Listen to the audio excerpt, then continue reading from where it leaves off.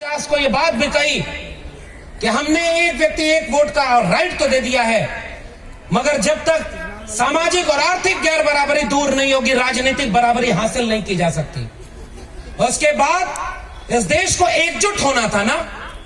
इस देश के 85% लोगों के पास 85% जमीन का मालिकाना हक होना था। 85% प्रोफेसर इन विश्वविद्यालयों में होने थे, 85% वकील होने थे, 85% जज होने थे, 85% ब्यूरोक्रेटी होनी थी, 85% व्यापारी होने थे। लेकिन आज इस देश के 85% आवाम के पास 15% भी इन जगहों पर कब्जा नहीं है, और जिनकी आबादी 15% है उन्होंने 85% इन जगहों को कब्जा किया है। इसलिए वो नहीं होने देना चाहते कि जाति जनगणना हो जाएगी तो वो राज खुल जाएगा। इस मंच से आप लोगों को समझाने जाइए, हम कोई नई लड़ाई नहीं लड़ रहे। जब डॉक्टर लोहिया ने कहा था कि सन सोपा ने बांधी गांठ, पिछड़ा पावे 100 में 60, उस नारे को बहुजन नायकों ने बढ़ाया।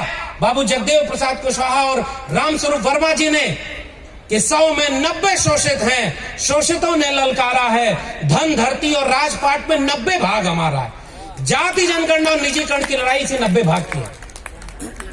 तीसरी बात, वो 90 भाग किस बात का? आप कहते हो राम राज्य लाएंगे, तो राम को अपने पास रखो, राज को हमें दे दो। इस 90% आवाम का राज कहां है? उस राज के लिए जो जमीन को जोते बोए वो जमीन का मालिक होए। त्रिवेणी संघ का जिक्र करना चाहता हूं इस बड़े मंच से। ओबीसी समाज के ऊपर एक आरोप लगाया जाता है कि वो लोग कभी जागरूक ही नहीं रहे, उन्होंने कभी कोई लड़ाई नहीं लड़ी। आप इतिहास पढ़िए, 1930 में त्रिवेणी संघ बना। थोड़ा सा वक्त लूंगा। त्रिवेणी संघ बनने के बाद शिवदयाल सिंह चौरसिया जी थे उत्तर प्रदेश में, और उन्होंने एक संगठन बनाया, आदि हिंदू सभा।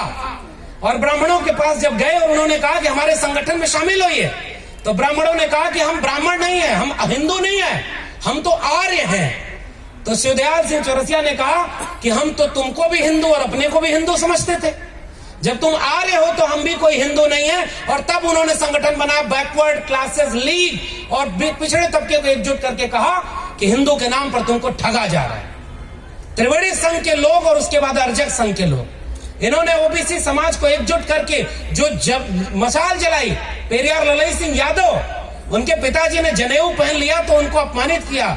उन्होंने चौराहे पर उस ब्राह्मणों को पटक के मारा और कहा जनेऊ हम भी पहनेंगे, लेकिन ऐसा जनेऊ हम तिरस्कार करते हैं जो हमें पहनने का हक नहीं।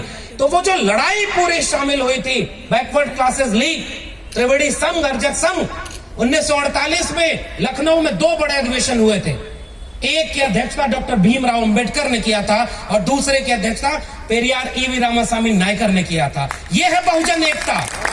हमें तो अपना इतिहास ही नहीं पढ़ने दिया गया, और आज लोग कहते हैं कि ओबीसी को जगाने की जरूरत है। ठीक बात है, जगाने की जरूरत है, मगर एक बात मैं कह रहा हूं, जितना भटका हुआ आज दलित है, आदिवासी है, उससे थोड़ा सा मात्रा में ज्यादा ओबीसी है, बस फर्क इतना ही है। हमारे यहाँ बहुजन नायकों की विरासत को हमने नई पीढ़ी को पढ़ाया नहीं, समझाया नहीं, इसलिए भटकाव आया। अगर ललई सिंह यादव, चंद्रिका प्रसाद जिज्ञासु